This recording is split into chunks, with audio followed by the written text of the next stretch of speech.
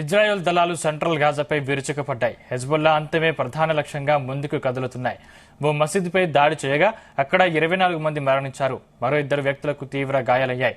ఈ విషయాన్ని పాలస్తీనా వైద్యాధికారులు వెల్లడించారు. మరణించిన వారంతా పురుషులేనని స్పష్టం చేశారు.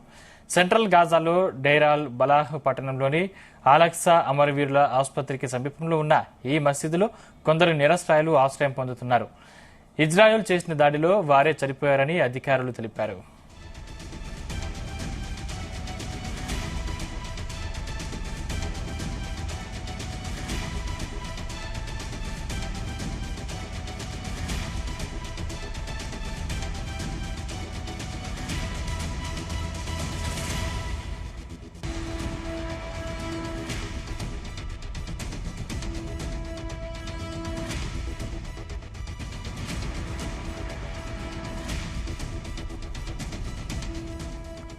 మసీదులో ఉన్న వారిలో హమాస్ కు చెందిన సభ్యులున్నారన్న సమాచారం రావడంతో దాడులు చేసినట్లు ఇజ్రాయెల్ సైన్యం ఒక ప్రకటనలో తెలిపింది.